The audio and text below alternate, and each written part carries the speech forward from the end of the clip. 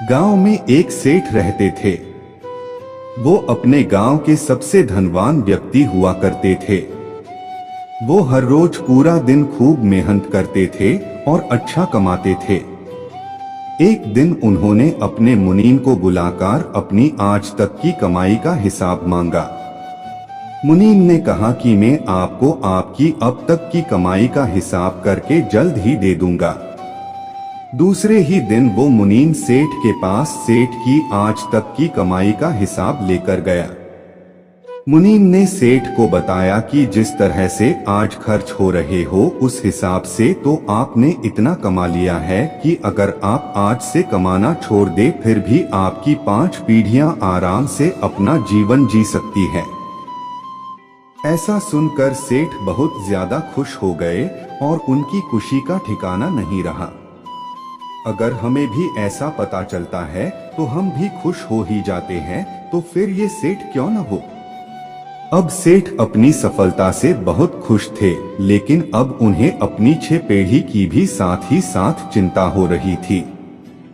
सेठ सोच रहे थे कि मेरी 6 पीढ़ी कैसी होंगी, और अगर मेरी कमाई 5 पीढ़ी तक ही खत्म हो जाएगी तो फिर मेरी आने वाली 6 पीढ़ी का क्या होगा।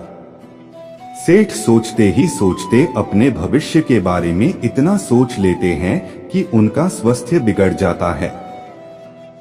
सेठ का स्वास्थ्य अपने भविष्य की पीढ़ी की चिंता करने के कारण ही बिगड़ता है। वो अपनी भविष्य की पीढ़ी की इतनी चिंता करते हैं कि वो अपना आज ही नहीं जीना भूल जाते हैं। सेठ का एक दोस्त उन्हें मिलने के लिए आता है और सेठ की ये हालत देखकर उन्हें कहता है कि मैं आपको एक उपाय बताता हूँ, आप अगर वैसा करेंगे तो आप जल्द ही ठीक हो जाएंगे।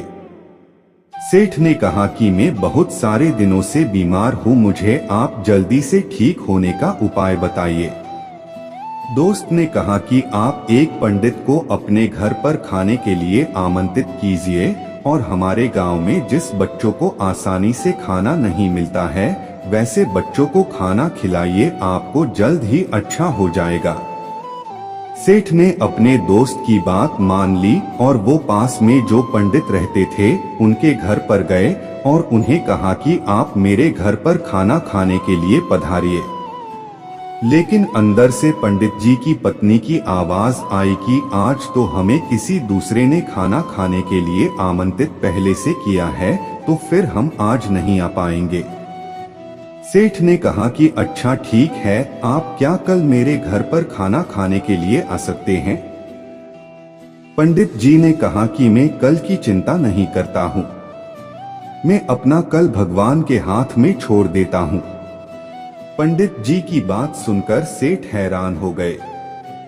बाद में सेठ जैसे उनके दोस्त ने बताया था वैसे ही अपने गांव के उन बच्चों के पास जाते हैं जिस बच्चों को आसानी से दिन का एक टाइम का खाना भी नहीं मिलता हो।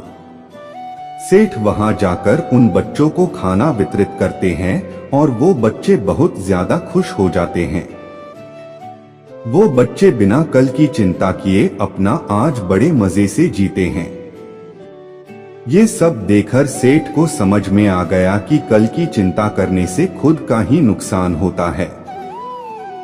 अब वो सेठ भी खुशी खुशी रहने लगे और अपने आज का आनंद लेने लगे और ठीक हो गए।